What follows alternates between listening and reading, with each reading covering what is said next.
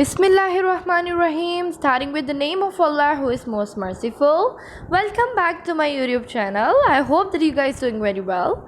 So our today's topic is about schizophrenia.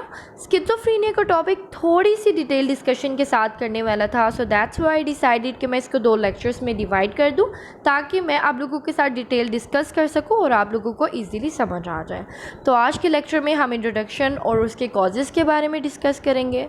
So let's move towards our topic. So, schizophrenia is a serious mental health illness that affects how a person thinks, behaves and feels. Schizophrenia हमारे पास एक ऐसी दिमागी बीमारी है जो इंसान के सोचने की, समझने की और बिहेव करने की सलाहियत को मुतासिर करता है। फॉर एग्ज़ाम्पल, अगर एक पेशेंट है वो स्किज़ोफ्रेनिया डिजीज़ का शिकार है, ठीक है, हम उससे कोई काम कहते हैं, वो काम का जो रिस्पॉन्स करता है, उस काम पे जो रिएक्ट करता है वो अजीब कर रहा होता है, ठीक है, हमें लगता है ये क्या है, तुम पागल हो गए हो। बेसिकली वो स्किज़ोफ्रेनिया डिजीज़ का शिकार होता है। क्यों? क्योंकि वो कोई भी काम कॉन्शियसली नहीं कर रहा होता है, उसके सेंसेस अफेक्ट हो गए होते हैं, उसका वो जो बिहेव कर रहा है, जैसे वो रिएक्ट कर रहा है, जैसे वो रिस्पॉन्स कर रहा है, वो कॉन्शियसली नहीं कर रहा। ब्रेन डिसऑर्डर वो आपकी नॉर्मल फंक्शनिंग को अफेक्ट करता है। Often confuse with multiple personality disorder, इंसान मल्टीपल पर्सनालिटी डिसऑर्डर का शिकार हो जाता है। Feels 2 or 3 people live inside your head.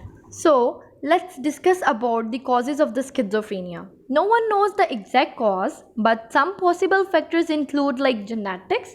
अगर genetically point of view से बात की जाए तो हमारे long arm of chromosomes 5, 11 and 18 and short arm of chromosomes 19 and X, अगर इनमें कोई डिफ़ॉल्ट आ जाए या इनमें कोई डिफेक्ट आ जाए तो माइट भी पॉसिबल कि हमारी अंदर स्किज़ोफ्रेनिया जो है वो डेवलप हो सकता है।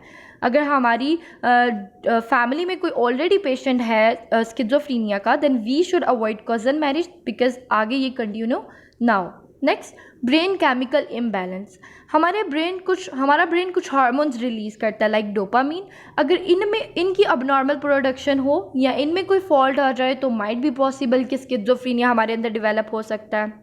environmental factors include like social pressure, physical abuse, loss of the love one, किसी की आपकी अजीज़ की डेथ हो जाए, कुछ हार्मोनल्स प्रॉब्लम की वजह से, कुछ वायरसेस की वजह से पॉसिबिलिटी होती है कि स्किज़ोफ्रेनिया हमारे अंदर डेवलप हो सकता है।